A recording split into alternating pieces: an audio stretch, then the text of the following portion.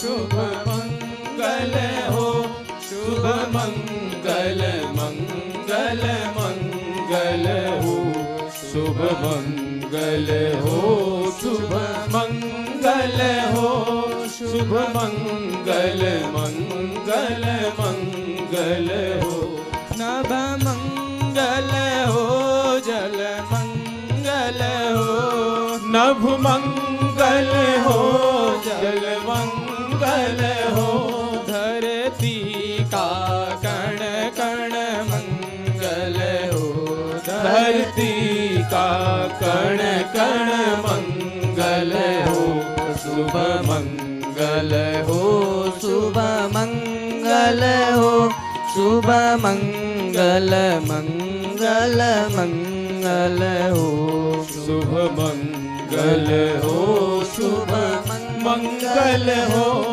शुभ मंगल मंगल मंगल हो, दिन मंगल हो, निशि मंगल हो, दिन मंगल हो, निशि मंगल हो, जीवन का हर क्षण मंगल हो, जीवन का हर क्षण मंगल हो, शुभ मंगल हो, शुभ मंगल हो, शुभ मंगल मंगल मंगल हो, शुभ मंगल हो, शुभ मंगल हो, शुभ मंगल मंगल मंगल हो, तन मंगल हो, मन मंगल हो, तन मंगल हो,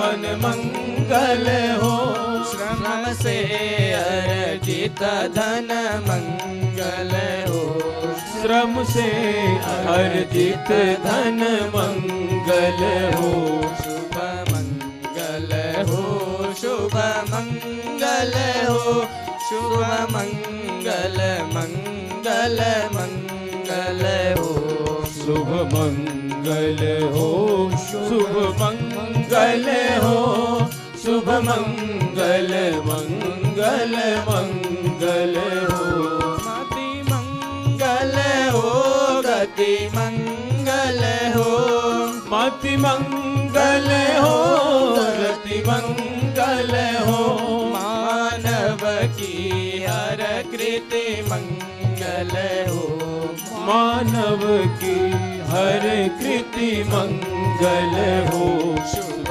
मंगल हो, शुभ मंगल हो, शुभ मंगल मंगल मंगल हो, शुभ मंगल हो, शुभ मंगल हो, शुभ मंगल मंगल मंगल हो, शुभ मंगल मंगल मंगल हो, शुभ मंगल मंगल मंगल हो।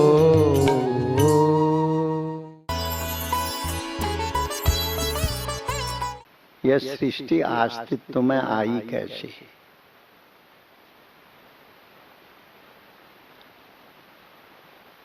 और यह सृष्टि के जो व्यवहार चल रहे हैं,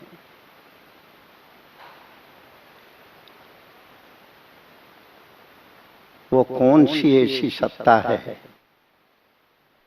जिसके माध्यम से जगत के व्यवहार स्वाभाविक रूप से चल रहे हैं और सारी परिस्थितियां अनुकूल बनाते हुए आगे की ओर चल रही है।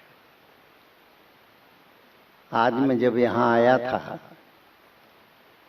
तो हमारे ऋषिराज जी श्रीमद् भागवत की चर्चा श्रवण करा रहे थे। भागवत के अंदर दो महात्म की कथाएं हैं जो भागवत के महात्म में कही जाती हैं। एक है भक्ति ज्ञान और वैराग्य से संबंधित, और दूसरी कथा है आत्मदेव और धुंधकारी के रूप में। यह कथा हमको इस ओर संकेत करती हैं, जब जीवन में ज्ञान, भक्ति और वैराग्य तीनों स्वस्थ नहीं रहेंगे, तब भी हमारे जीवन की समस्याओं का समाधान नहीं होगा। अगर भक्ति स्वस्थ है, युवा है, किंतु ज्ञान और वैराग्य दोनों अस्वस्थ हो गए, तो वह स्वस्थ हुई भक्ति सिर्फ रुदन करेगी। यह हमारे जीवन के लिए एक संदेश है। इस महात्म की कथा को सुनकर के हमको यह शिक्षा ग्रहण करनी चाहिए। भक्ति के साथ साथ ज्ञान की भी आवश्यकता है, भक्ति के साथ साथ ज्ञान के साथ साथ वैराग्य की भी आवश्यकता है। ज्ञान और वैराग्य भक्ति जब स्वस्थ रहेगी, तभी हमको बोध की प्राप्ति होगी। और दूसरी कथा है आत्मदेव और धुंधकारी की। यह व्यक्ति के जीवन की सच्चाई को जो है हमें समझाती है। व्यक्ति के पास सब कुछ है, विद्या है, संपत्ति है, सम्मान है, प्रतिष्ठा है, जो हर व्यक्ति अपने जीवन में चाहता है। यह चारों चीजें आत्मदेव के पास थी। बड़े विद्वान भी थे, प्रतिष्ठा भी थी, संपत्ति भी थी, सम्मान भी था, किंतु आत्मदेव का मन हमेशा अशांत रहता था।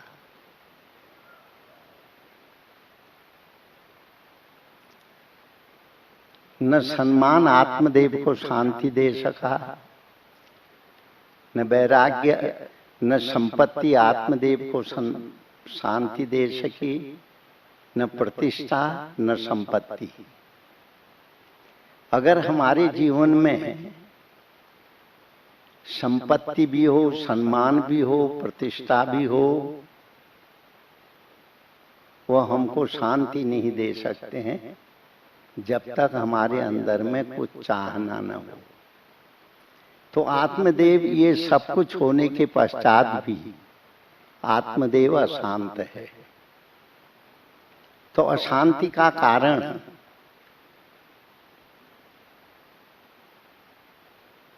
उसकी संतान नहीं है।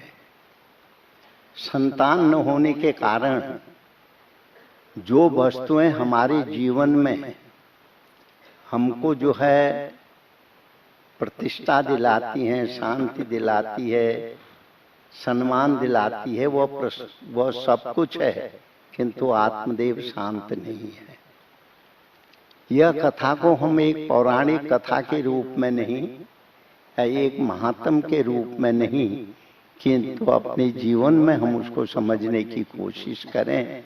प्रकारांतर से वो हमारे अंतर की ही एक कहानी है। सब कुछ होने के बावजूद भी आज हम दुखी हैं। अपनी अपनी शक्ति के अनुसार, अपनी अपनी योग्यता के अनुसार व्यक्ति के पास वह सब कुछ है जिससे उसको संतुष्ट हो जाना चाहिए, किंतु होता नहीं है। यह आत्मदेव की कहानी है।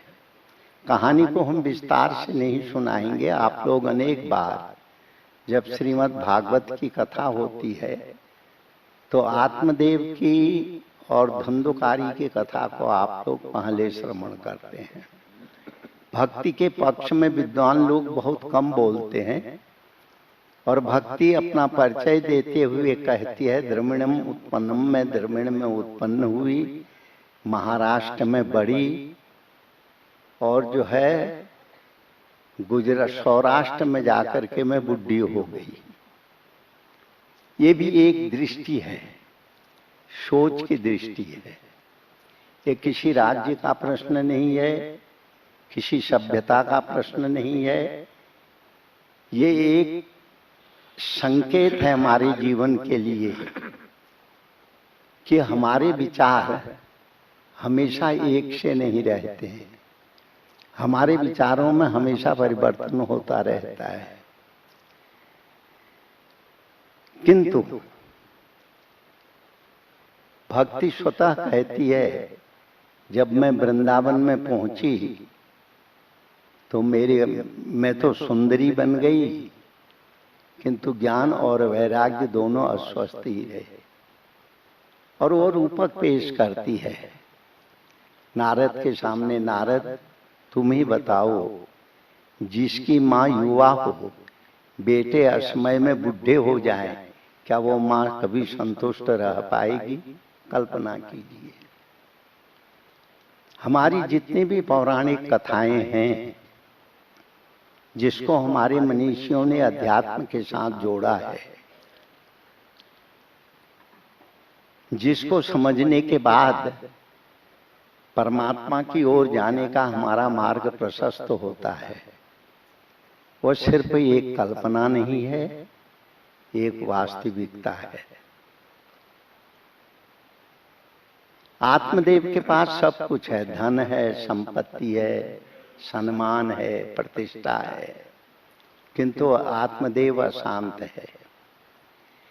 पुत्र की प्राप्ति के लिए, संतान की प्राप्ति के लिए व्यक्ति जितना यत्न कर सकता है वह सब कुछ किया उसने।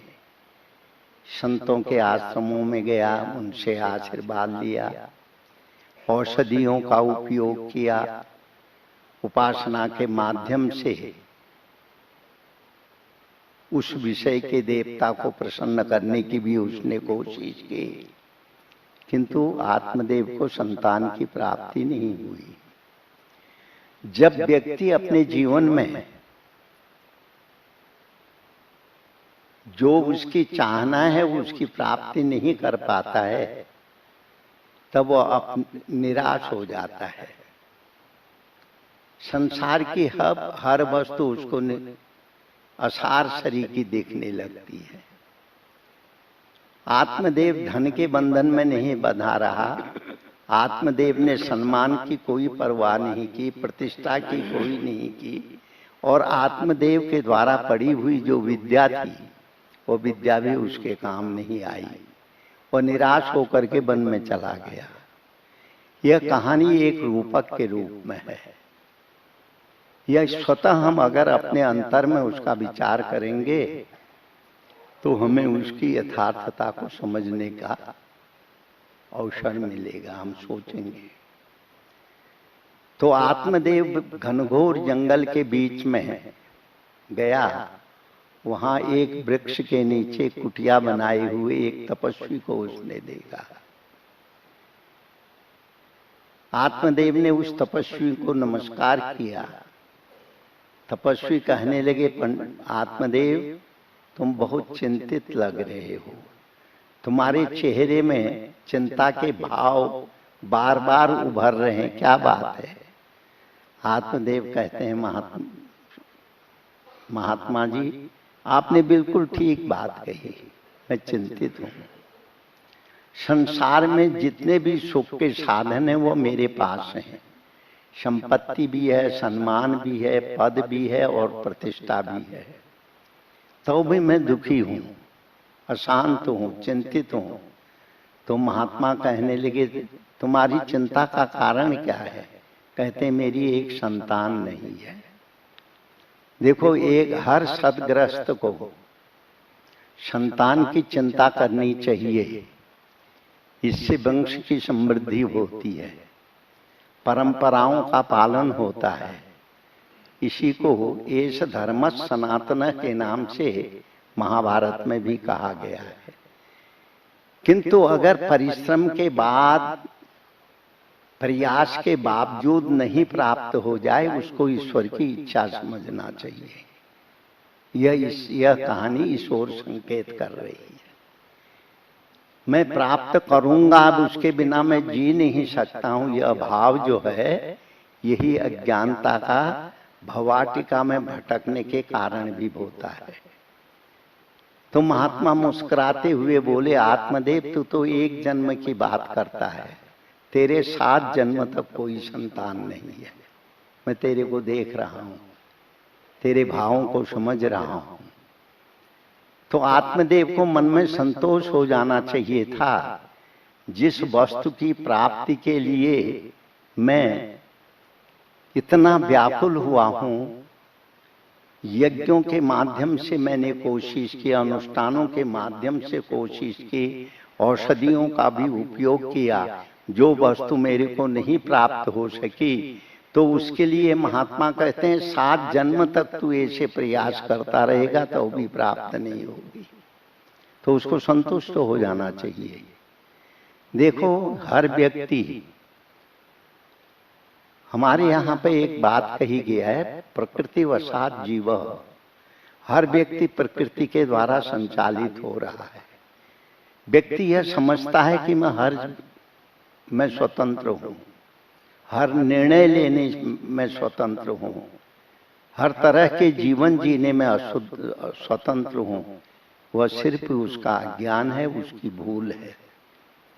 प्रकृति ही व्यक्ति का के ऊपर कंट्रोल करती है, प्रकृति के अधीन ही व्यक्ति होता है। तो आत्मदेव ने उसका उल्टा अर्थ लगाया। जो व्यक्ति मेरे 7 जन्म की बात को जानता है, वह व्यक्ति मेरे को संतान भी दे सकता है। यही पे व्यक्ति बड़ी भूल करता है। इस बात को हमेशा याद रखना। हर व्यक्ति के जीवन में अपनी अपनी तरह की घटनाएं होती हैं, अपने अपने तरीके का सोच होता है। युद्ध के मैदान में प्रवेश करने से पूर्व अर्जुन को मोह नहीं हुआ।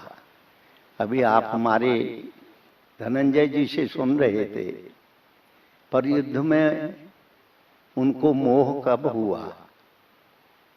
सेनुयोर भयोर मध्य रथं स्थापयमेच्युतः। जब भगवान कृष्ण का सारथी ने भगवान कृष्ण को सारथी बनाने के लिए अर्जुन ने प्रार्थना की, तो कृष्ण कहते हैं, अर्जुन तुम मेरे को सारथी बना के करोगे क्या? तो अर्जुन कहते हैं, युद्ध के क्षेत्र में सारथी सबसे महत्वपूर्ण होता है।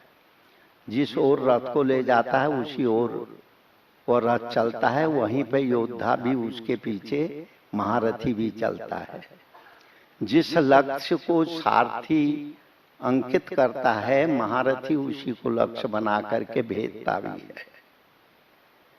भले ही वो युद्ध के मैदान में लड़ने वाला रथ में बैठा हुआ सारथी हो, या जीवन के संग्राम में जिन समस्याओं से व्यक्ति जूझ रहा है उसमें जो है वो चलने वाला प्राणी हो। अगर हमारे विचार रूपी सारथी स्वस्थ नहीं होगा तो हमारी जीवन में अशांति आ जाएगी। बहुत से लोग हम लोगों से भी बोलते हैं, स्वामी जी हम बहुत कोशिश करते हैं कि हम शांत हो जाएं, किंतु वह विचार हमारे अंदर में इतने गहराई से प्रवेश कर गए हैं, हम शांत हो नहीं पाते हैं। प्रश्न भी उनका है, समाधान भी वो अपनी बातों से करते हैं, किंतु समाधान और प्रश्न दोनों उसको शांति नहीं दे पा रहे हैं। यही प्रकृति का नियम है। कल मैंने आपको बोला था, प्रकृति यान्ति भूतानि निग्रहं किं करिष्यति। जैसे आजकल के विज्ञान ने सर्च लाइटों के माध्यम से देखें, हम यहाँ पर बैठे हुए हैं और एक यंत्र के माध्यम से यंत्र के सामने अब हम बात बोल रहे हैं, यह यंत्र में वह तरंगें प्रवाहमान हैं। जहां जहां इस स्टेशन को चालू कर दो वहां वहां उसी तरह से हमारी बात को सुन रहे हैं, जैसे आप यहाँ बैठ के सुन रहे हैं। यह प्रकृति के विस्तार की यह नई वैज्ञानिक उपलब्धि हम इसको कहते हैं। यह उपलब्धि अनादिकाल से हमारे जीवन में, हमारी परंपराओं में है। भले ही उसका नाम दूसरा हो। पहले कहते थे आकाशवाणी, व्योम से उतरा हुआ शब्द। एक महात्मा बड़े अच्छे थे, जब वो प्रवचन करते थे बड़े साधक प्रवृत्ति के थे। तो जब हम भी तपस्या करते थे उस समय हमें वो ये विंध्याचल के जंगलों में मिले, तो कहते हैं भाई हम तो आकाशवाणी सुनते हैं और आकाशवाणी को सुनाते हैं। महात्मा की बात को हमें बड़ी तो अटपटी शरीकी लगी, किंतु महापुरुषों का की बात है उसको स्वीकार करना पड़ता है। जब जीवन की यात्रा में हम लोग आगे की ओर बढ़े तो महात्मा के वह शब्द हमें साकार रूप में समझने को मिले, जो हमारे अंतर में जो आवाज आती है वह कहीं अदृश्य चेतना से जुड़ी हुई होती है। जब वो विचार हमारे मस्तक को स्पर्श करते हैं तो वह हमारा मस्तक उसको स्वीकार करके उसी वस्तु को शब्द दे करके अपनी वाणी के द्वारा व्यक्त करता है। अपने आप के अंदर में यही होता है। संघर्ष का कारण क्या है, शालीनता का कारण क्या है, सदाचार का कारण क्या है, जीवन को जीने में अच्छाई और बुराई का कारण क्या है, वही शब्द का महत्व है। महाभारत के अंदर में भी आप सुनते हैं, खैर यह प्रमाणिक रूप से महाभारत में नहीं कहा गया है, लोक कथा के रूप में कहा गया है। जिस समय उस युधिष्ठिर की सभा को जिस जो है असुरों के विश्वकर्मा ने असुरों की सभा को बनाने वाले खांडव वन के दाहन, जब खांडव वन को जला रहे थे पांडव लोग भगवान कृष्ण की अध्यक्षता में, वह असुरों का शिल्पी भी वहीं रह रहा था। तो भगवान ने जब उसे देखा, अग्नि को शांत कर दिया, तो वही असुरों का विश्वकर्मा युधिष्ठिर के पास आया कि आपने हमें जलाने से बचाया, हम आपकी क्या सेवा कर सकते हैं। ये बात जो है महाभारत में उल्लेख है। तो कृष्ण कहते हैं तुम युधिष्ठिर के लिए ऐसी दिव्य सभा का बनाओ जहां पे लोगों को भ्रम हो जाए, बड़ी सुंदर हो, अलौकिक हो। तो उसी में जल में थल की अनुभूति, जल नहीं था तो वहां जल की अनुभूति होने लगी, जो थल था वहां पे जल की अनुभूति होने लगी, जल में थल की अनुभूति होने लगी। तो हम पढ़ते हैं क्षेपक कथाओं के माध्यम से, महाभारत में तो इसका उल्लेख बहुत कम मिलता है। क्षेपक महाभारत की कथाओं में जरूर मिलता है, किंतु मूल महाभारत में किसी किसी में कुछ शब्दों का संकलन जरूर है। द्रौपदी जब देख रही थी तो जहां पे थल था वहां पे दुर्योधन को जल का भास हुआ, तो उसने अपने कपड़े ऊपर कर लिए, और जहां जल था वहां थल का अनुभव हुआ तो वह जल में गीला हो गया, गिर पड़ा। तो लोग कहते हैं कि द्रौपदी ने कहा अंधे की संतान अंधी होती है, वही महाभारत के का कारण बना, वही द्वेष का कारण बना। हमारे जीवन में शब्द का बड़ा महत्व होता है, इसलिए हमारे शास्त्रों में लिखा है मन से कम, कर्म से कम, वचन से कम महात्मा नाम, मन से अन्यत, कर्म से अन्यत, वचन से अन्यत दुरात्मा नाम। हमें बोलते हुए बहुत संयम करना चाहिए। हम किस बात को कहाँ पे किस रूप में कहें, इसके विचार हमारे अंदर में होने चाहिए। इसी को विवेक कहते हैं। जहाँ विचारों की शून्यता होती है, जिससे संघर्ष समाज में उत्पन्न होता है, उसी को अविवेक कहते हैं। साधारण सी चीजें हैं, वही महाभारत का कारण बन गया। तो इसी तरह जो है हमारे जीवन में शब्द का बहुत बड़ा महत्व होता है। तो आत्मदेव ने महापुरुष के उस शब्द को नहीं समझ पाए, कहने लगे महाराज अगर आप मेरे को संतान नहीं दोगे तो मैं आपके सामने ही आत्महत्या कर लूंगा। देखो, इस शब्द को सुन करके थोड़ी उसमें कल्पना करो, अपने अंदर में उस शब्द को ले जा करके सोचो।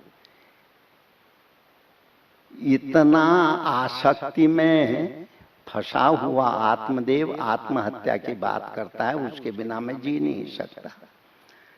तो संत मुस्कुराए, कहने लगे मेरे पास तेरे को आत्महत्या करने की जरूरत नहीं है। तो उन्होंने ध्यान किया, वृक्ष में जो एक फल लगा हुआ था वो नीचे की ओर आया। आत्मदेव महात्मा ने उसको लेकर के आत्मदेव से कहा, जाओ इस फल को ले जाओ, जो भी इस फल को खाएगी स्त्री उसे पुत्र की प्राप्ति होगी। ये नहीं कहा कि तेरी पत्नी को होगा। पर आत्मदेव इतना प्रसन्न हुआ, उसने महापुरुष के शब्दों को समझा नहीं, खुश होकर के अपने घर में आया। उनकी पत्नी का नाम था धुंधुली। तो कहने लगे, धुंधुली, इतने दिन हमने तपस्या की, अनुष्ठान किए, यज्ञ किए, औषधियों का सेवन किया, हमारी मनसा पूरी नहीं हुई। पर आज एक संत के आशीर्वाद से हमें फल प्राप्त हुआ, हमारी इच्छा पूरी हो गई, लो इस फल को खा लो। ये कह करके आत्मदेव चले गए। और इतने में धुंधुली ने जब वो फल को हाथ में लिया, देखो जो विचार आत्मदेव के हैं वो धुंधुली के नहीं है। तो धुंधुली सोचने लगी, इस फल को मैं खाऊंगी, फिर बच्चा होगा कि नहीं होगा इसकी गारंटी क्या है। मान लो अब वो फल नहीं खा रही है, फल के विषय में सोच रही है। जो एक के लिए जीवन होता है वो दूसरे के लिए जो है बड़ा विनाशकारी भी हो जाता है। अगर मान लो मैंने खा लिया, 9 महीने गर्भ धारण करना पड़ेगा, फिर प्रसव के समय वेदना भी सहन करनी पड़ेगी, फिर उस बच्चे को बड़ा करने में बड़ा श्रम भी पैदा करना होगा। ये संसार मेरे को नहीं करना है। वो धुंधुली की बहन वहां बैठी हुई उसको पढ़ रही थी। कहते हैं, बहन क्या विचार कर रही हो? कहते हैं, उसने अपने मन की बात उसको बताई। तो वो कहने लगी, इसमें कौन सी तुम्हें चिंता करने की जरूरत है, इस फल को तुम किसी और को दे दो। मैं अभी गर्भवती हुई हूं, 1 महीना भी नहीं हुआ। तो जब तुम ये कह देना अपने पति से मैंने फल खा लिया, वो संतुष्ट हो जाएंगे। तुम ऐसे बहाने बनाना, ऐसी जगह रहना उनको महसूस न हो पावे कि तुम गर्भवती नहीं हो। जब मेरा पुत्र होगा मैं तेरे को दे दूंगी चुपचाप, तुम फिर हल्ला करना मेरा पुत्र हो गया। देखो, ये हम सब लोगों की जीवन घटना से संबंधित है। कभी कभी आप लोगों के भी जीवन में अर्थ नहीं, अर्थ को ही व्यक्ति अनर्थ को ही व्यक्ति अर्थ समझने लगता है। उसको स्वीकार करो या न करो, वो आपकी मर्जी के ऊपर है। वही घटना हुई। धुंधुली ने उनकी गौशाला में एक गऊ थी, गऊ को वह फल खिला दिया और आत्मदेव से कह दिया मैंने फल खा लिया। आत्मदेव प्रसन्न हुआ और धुंधुली ने यह भी बोल दिया मैं गर्भवती हो गई हूं। आत्मदेव और संतुष्ट हुए, अनेक औषधियों का उपयोग किया, मेरी कोई संतान नहीं हुई, पर एक संत के प्रभाव से फल ने मेरे को संतान दे दी। समय आया, उनके धुंधुली की बहन का पुत्र हुआ। रात्रि के समय उसने धुंधुली को दे दिया और जिस गऊ को वह फल खिलाया गया था, सवेरे उस गऊ ने भी एक बच्चे को जन्म दिया। ऐसी बात हम श्रीमद् भागवत के जो स्कंद पुराण में लिखी गई कथा है, भागवत में ये पढ़ते हैं। गौ ने भी एक बच्चे को जन्म दिया। आकृति उसकी पुरुष की थी, कान उसके गऊ की तरह के थे। धुंध आत्मदेव को पता लगा धुंध मेरा पुत्र पैदा हुआ, बड़े प्रसन्न हुए। आत्मदेव जो है वहां गए, कहने लगे धुंधुली आज हम बहुत प्रसन्न हैं, हम इस पुत्र का नाम ये रखेंगे। धुंधुली कहती हैं ये कैसे रखोगे, 9 महीने गर्भ मैंने धारण किया, मेरा नाम धुंधुली है, इसलिए इसका नाम धुंधकारी होगा।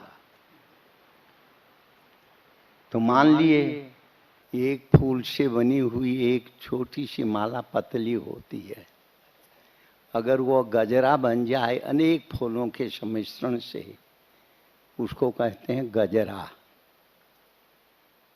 अनेक पत्ते फूल सब मिलकर के वो होते हैं। अगर हम एक ही विषय की चर्चा करें तो वे तो माला के समान है, वो भी भगवान के गले का हार बनती है, उसके द्वारा भगवान की पूजा भी होती है। अगर वही विविध प्रकार के फूलों के संकलन से बनी हुई मोटी गजरा बन जाए, वो और उससे भी बड़ी सुंदर होती है। तो महापुरुष लोग अभी आपको भक्ति, ज्ञान, वैराग्य, शास्त्रों की विधाओं के माध्यम से बड़ी सुंदर चर्चा श्रवण करा रहे थे। हमारी भारतीय संस्कृति किसी व्यक्ति के द्वारा चलाई गई संस्कृति नहीं, किसी का व्यक्तिगत अनुभव इस संस्कृति को जन्म नहीं दिया है, किंतु यह भारतीय संस्कृति जब सृष्टि का आरंभ हुआ, प्रथम दिन की चर्चा में मैंने आपको बताया था, नास्ति सूक्ति की चर्चा के माध्यम से जब कुछ नहीं था, कुछ नहीं था तो कुछ भी नहीं था। न पृथ्वी थी, न आकाश था, न प्रकाश था, न अंधकार था, फिर क्या था? कुछ भी नहीं था। तो इस वातावरण में एक विस्फोट हुआ। वो विस्फोट एक शब्द स्फुरित हुआ जिसको हमने ओम कहा। गीता में भी भगवान ने ओमित्येकाक्षरम ब्रह्मम व्याहरन् मां मनुस्मरन् यह प्रयान्ति तजंग देह शयान्ति परमांगतिम। जिस शब्द की उत्पत्ति के साथ साथ यह सृष्टि अस्तित्व में आई, ओम उसके 3 गुण बने, सत्व रज तम। सृजन, पालन और संहार का क्रम ही उसी के माध्यम से हुआ। सृजन करने वाला रजोगुण हुआ, पालन करने वाला सतोगुण हुआ, अंत में इस सृष्टि को अपने में विलीन कर देने वाला तमोगुण हुआ। तो ये चर्चा हम लोगों ने पूर्व में बड़े विस्तार के रूप में की है, उसको दोहराने की आवश्यकता नहीं है। जब यह सृष्टि अस्तित्व में आई, इसके साथ साथ आकाश भी अस्तित्व में आया, वायु भी अस्तित्व में आई, अग्नि भी अस्तित्व में आया, जल और पृथ्वी भी अस्तित्व में आई, और इन्हीं से एक ऊर्जा प्रभामान हुई। वह ऊर्जा हमको विचित्र रूप में, विचित्र विधा के रूप में हमने उसको अनुभव किया हमारे मनीषियों ने। हम वेदों को अपौरुषेय कहते हैं। वेद किसी के द्वारा लिखे नहीं गए। सृष्टि के प्रारंभ में जब सृष्टि अस्तित्व में आई, तब उसमें एक ध्वनि पैदा हुई। तो उन ध्वनि, वह जो ध्वनि हुई, उसको अनेक मनीषियों ने ध्यान के माध्यम से उसको सुना, और उस ध्वनि में ही जो शब्द स्फुरित हुए वही वेद मंत्र कहलाए। और उन वेदों को आधार बना करके मनुष्यों ने कर्म की व्याख्या की, ज्ञान की व्याख्या की, और भी जीवन को विविध प्रकार से जीने की अपने अपने तरीके से उसकी व्याख्या की। इसलिए हम वेद को अपौरुषेय मानते हैं। जब यह सृष्टि अस्तित्व में आई, अस्तित्व में आने के साथ साथ वह प्रवाह योग के माध्यम से, कर्म के माध्यम से, उपासना के माध्यम से, ज्ञान के माध्यम से, रुचि नाम वैचित्र्यान द्विजकुटिल नानाम पथजुषाम। आचार्य पुष्पदंत देव जी लिखते हैं, संसार में जो अनेक तरह की विधाएं प्रचलित हैं, वो विधाओं का वो नाम भी लेते हैं। रुचि ना त्रयी सांख्यं योगम पशुपति मतम वैष्णवमिति प्रभिन्ने प्रस्थाने आदि शब्दों के माध्यम से वह उसकी व्याख्या भी करते हैं। अंत में कहते हैं रुचि नाम वैचित्र्याम। जैसे अनेक दिशाओं से बहती हुई जल की धाराएं जब नदी के रूप को ग्रहण कर लेती हैं, अनेक छोटी छोटे स्रोत मिलकर के एक बड़ी नदी का रूप ले लेती हैं, तो वह बड़ी तीव्र गति से कहाँ जाती हैं? सागर की ओर। चाहे पूरब से उत्पन्न हुई हो, चाहे पश्चिम से, चाहे उत्तर से, चाहे दक्षिण से, चाहे पर्वतों की ऊंचाइयों से पिघलते हुए बर्फ से वो धारा प्रवाहमान हो, जहाँ मिट्टी की प्रबलता है, जहाँ कहती होती है, उसके नीचे से जो धारा उत्पन्न होती है वो संपूर्ण धाराएं सागर की ओर ही जाती हैं। और सागर ही उनका विलय का स्थान भी होता है। तो पुष्पदंताचार्य कहते हैं रुचि नाम वेद चित्र्यान द्विजकुटिल नानाम पथजुषाम।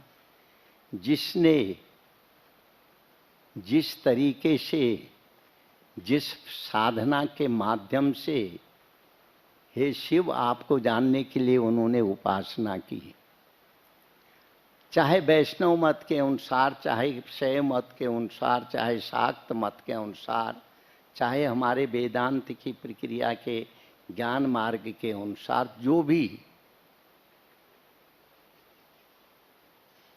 चिंतन के माध्यम से भी जो भी धारा प्रवाहमान हुई, वह सिर्फ हे शिव आपकी ही प्राप्ति का हेतु है। तो हमारी भारतीय संस्कृति में जो अनंत विषमताएं आप लोगों को दिखाई देती हैं, वो कहते हैं रुचि नाम वैचित्र्याम। अपनी अपनी सोच के माध्यम से, अपने अपने चिंतन के माध्यम से, अपने अपने विचारों के माध्यम से जो भी चिंतन आपके अंदर आरंभ होता है, जिस मार्ग का भी आप अनुसरण कर रहे हैं, उसके केंद्र में चाहे कोई भी मूर्ति हो, कोई भी रूप हो, किंतु वह सब आपकी ही उपासना करते हैं। हमारे यहाँ सरलतम भाषा में कहा गया है, एक परमेश्वर ही सत्य है, दूसरा सत्य नहीं है,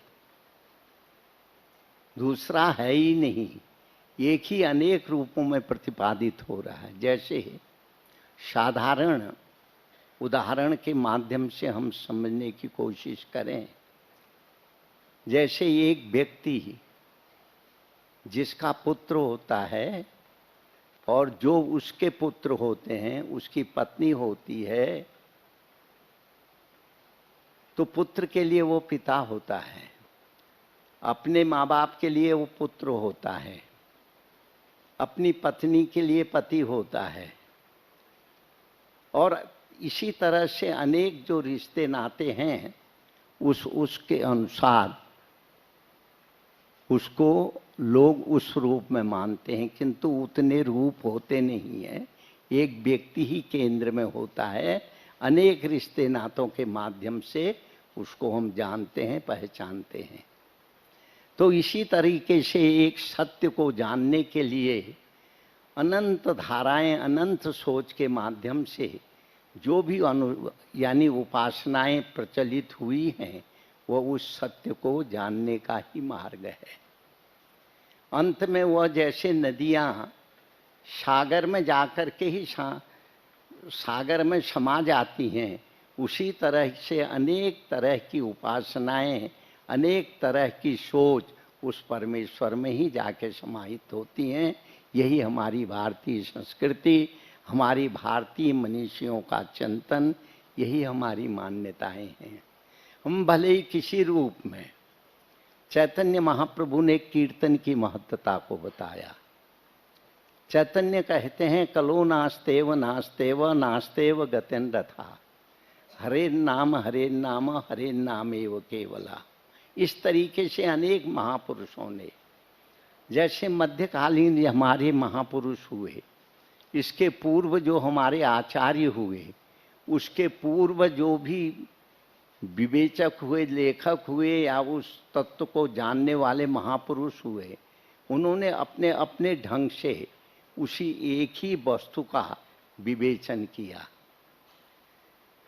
मध्यकालीन संत परंपरा में चाहे गुरु नानक हो, चाहे कबीर हो, चाहे मीरा हो, और संपूर्ण देश में अनेक भाषाओं के माध्यम से, अनेक तरह की जो है उपासना के माध्यम से जो जो मार्ग प्रचलित हुए, उस एक सत्य को ही समझाने के लिए महापुरुषों ने संयुक्त रूप से एक प्रयास किया।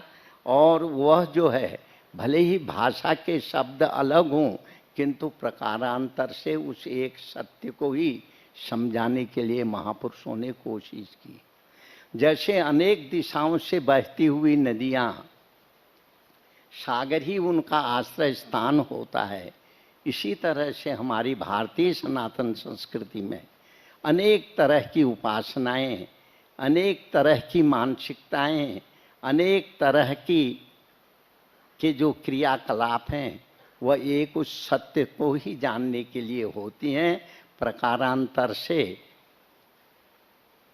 एक ही वृक्ष के अनंत बीज होते हैं, तो उन अनंत बीजों में अनंत वृक्ष देखते हैं, पर वह एक ही वृक्ष के, वह एक ही फल के, एक ही स्वाद के साथ जनता उनका सेवन करती है। तो इसी तरह यह हमारी सनातन संस्कृति है। इसमें जहाँ भगवत नाम संकीर्तन के माध्यम से लोग जो है तन्मय होकर के भगवान के नाम का जप करते हैं या संकीर्तन करते हैं, यज्ञों के माध्यम से हमारे महापुरुष लोग, विद्वान पंडित लोग यज्ञों की प्रक्रिया के द्वारा जो आहुति आदि, अग्नोदत्ताहुति सम्य आदित्यामुपतिष्ठति आदित्या जायते वृष्टि वृष्टे अन्नं तथा प्रजा, यह हर वस्तु की जो विधा है वह उस सत्य को ही प्रभावित करती है। वह विधा, वह चुंबकी एक शक्ति के रूप में है जो उस सत्य को अपनी ओर आकर्षित करती है। यह हमारी भारतीय संस्कृति है और इसी को हम सनातन संस्कृति कहते हैं। जब यह सृष्टि का आरंभ हुआ, जब शब्द हुआ और वह शब्द इस व्योम में, इस मंडल आकाश में फैल गया, तो वह शब्द सिर्फ शब्द था। किंतु जब मनीषियों ने ध्यान किया, ध्यान के माध्यम से तो जिसकी जैसी रुचि थी, जैसी सोच थी, उसके अनुसार उन्होंने उस शब्द की व्याख्या की। हमारे ये विद्वान पंडित लोग हैं, विद्वान महापुरुष लोग हैं, जब संस्कृत का अध्ययन करते हैं, संस्कृत में 14 कितने हैं, 14 सूक्त, 14 सूक्त हैं। और पाणिनि व्याकरण के रचयिता पाणिनि जी हुए।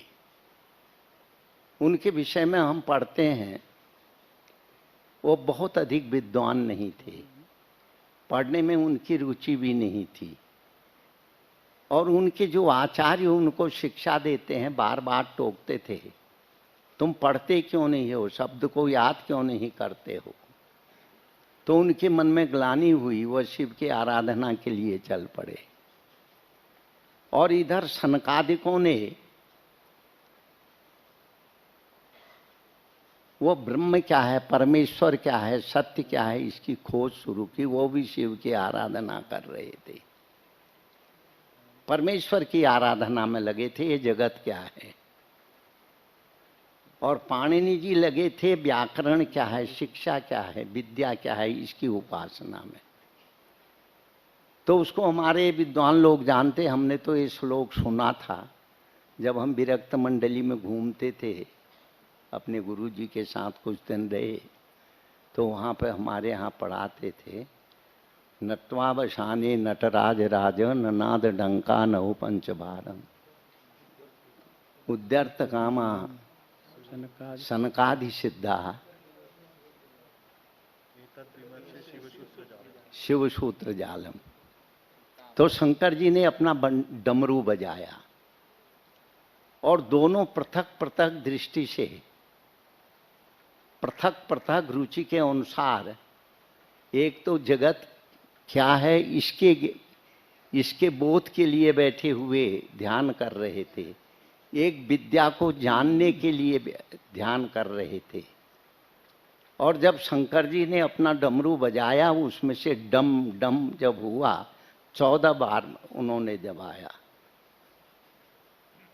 बजाया, तो सनकादिकों को ने, पाणिनि जी को उसमें व्याकरण के शब्द सुनाई दिए। ये सब लोग बताएंगे कल। आई वोंडंग एंग मोच आई वरट आदि, ये शिव सूत्र जालम कहा गया है, व्याकरण का शब्दकोश कहा गया। और सनकादिकों ने जब उस डमरू की धुनी को सुना, तो उन्होंने कहा जैसे ये सिर्फ शब्द है, इसका कोई अर्थ नहीं है। तो उससे उन्होंने यह अर्थ लगाया, ये संसार सिर्फ दिखता है और इसका कोई मतलब नहीं है, कोई इसकी नित्यता नहीं है। तो वह वहाँ से भी और गहराई में आगे जा कर के भगवान शिव के उस ईश्वर के स्वरूप में का ध्यान करने लगे, और ध्यान में ही तल्लीन हो गए। यह कहानी हमको ईश्वर संकेत देती है, जो भी जिस रूप में भी उस सत्य की आराधना करता है, जानने की इच्छा करता है, उसको उसी रूप में वह एक शब्द ही, एक धुनी ही उसको वह बोध करा देती है। हमारी सनातन संस्कृति भी, चाहे आप किसी रूप में, चाहे भगवत नाम कीर्तन के माध्यम से, चाहे मंत्र जप के माध्यम से, चाहे जप के माध्यम से, और चाहे संकीर्तन के माध्यम से, चाहे किसी भी तरह से आपके अंदर में श्रद्धा हो और रुचि के अनुसार उसको याद करते हैं, तो उस सत्य को जानने का वो मार्ग हो करके उस यथार्थता को साधक प्राप्त कर लेता है। जैसे नदियां अनेक दिशाओं से बहती हुई, कोई पूरब से पश्चिम को बह रही, कोई पश्चिम से पूरब को बह रही है, पर वह नदियों का जो प्रवाह है वह सिर्फ सागर की ओर जाता है। और तब तक वह नदियों का नाम और रूप है जब तक वह सागर में नहीं मिल जाती हैं। जब सागर में मिलती हैं, यह सागर की विशेषता है। समुद्र में का अपना कोई स्रोत नहीं होता है, अनेक नदियों का बहता हुआ पानी ही जो है समुद्र का स्रोत है। पर आश्चर्य यह है, नदियों का पानी सब मीठा है, कोई खारा पानी की नदी बहती नहीं, अभी तक ऐसा सुना नहीं गया हो। किंतु इस अनंत ब्रह्मांड में कहीं होता हो तो हम नहीं कह सकते, पर इसका कोई प्रमाण नहीं है। संपूर्ण दिशाओं से बहने वाली वह नदियां मीठा जल लेकर के समुद्र में जाती हैं, पर समुद्र में जाते ही सब अपना खारा बन जाता है। उस एकत्व की यह विवेचना है, विलक्षणता है। तो इसलिए हमारे भारतीय मनीषियों ने भटकाव की चर्चा नहीं की है, हमारी भारतीय आराधना में ठहराव की चर्चा की है। ठहर जाओ, साधना के समय चरे हुए थी, चलो, किंतु चलने के बाद जब अनुभूति हो जाए तो ठहर जाने की बात कही है। तात्पर्य यह है, जैसे गजरा अनेक पत्ते, अनेक फूलों से जब बनता है तो मोटा भी होता है, अच्छा भी दिखता है। यह हमारी भारतीय संस्कृति एक गजरे के समान है, यह सबको अपने में समेटे हुई है। गीता में भी भगवान ने एक सूत्र दिया है, सूत्रे मणिगणा युव। जैसे एक सूत्र में मालाओं के मन के पिरोए हुए होते हैं, मणि यानी माला के जो वह मनके हैं वह अलग अलग हैं, पर एक सूत वह धागे के अंदर एक माला के रूप में कभी बिखरते नहीं हैं। यही हमारी भारतीय संस्कृति की महत्ता है। अनेक रूपों में अनेक तरह से उपासना करने के बावजूद भी हम उस परमात्मा रूपी सूत के अंदर परोए हुए मणि के समान है, माला की मणिका के समान है। इसलिए विष्णु सहस्त्र नाम का जो पारायण करते होंगे, विष्णु सहस्त्र नाम में एक जगह आता है, अनेक रूप रूपाय विष्णवे परिविष्णवे। ये विष्णु सहस्त्र नाम के अंदर है। अनेक रूपों में भासने वाला वह परमेश्वर एक है, चाहे उसको किसी भी रूप में मानिए। यही हमारी भारतीय संस्कृति की विलक्षणता है, विशेषता है। वही चर्चा अभी महापुरुषों के मुखारबिंद से, चाहे गीता के माध्यम से हो, चाहे महाभारत के माध्यम से हो, और चाहे अनुभवजन्य भाषा में और महापुरुष लोग कहते हैं उसके माध्यम से हो, उस एक ही की चर्चा होती है। वही हम लोगों का आश्रय है और वही सनातन संस्कृति का है, जिसको प्राचीन समय के ऋषियों ने, इसके बाद के आचार्यों ने, मध्यकालीन संत परंपरा ने लोकवाणी में, पूर्व में संस्कृत भाषा में ये सब साहित्य होता था। जब मध्यकालीन समय आया, उस समय क्षेत्रीय भाषाओं को आधार बना करके महापुरुषों ने उन भाषाओं में उस वैदिक वह शास्त्रीय जो संस्कृत के सूक्तों में जो वचन हैं उनको सरलतम भाषा में व्यक्त किया। चाहे वो भारत के विभिन्न अंचलों में, चाहे दक्षिण में जाएं, चाहे पश्चिम में जाएं, चाहे उत्तर में जाएं, चाहे दक्षिण में जाएं, हर जगह महापुरुषों ने अपनी अपनी भाषा में उस एक ही वस्तु का विवेचन लोक भाषा के अंदर करके हमारी भारतीय संस्कृति, हमारी भारतीय परंपराओं को जीवित रखा। और 800 वर्ष की गुलामी के बावजूद भी आज हम अपने अस्तित्व को बचाने में सफल हुए, उन महापुरुषों की अनुकंपा के कारण ही हुए, उन महापुरुषों के सत उपदेश के माध्यम से ही हुए। इसलिए हम इसको अपराजेय संस्कृति कहते हैं।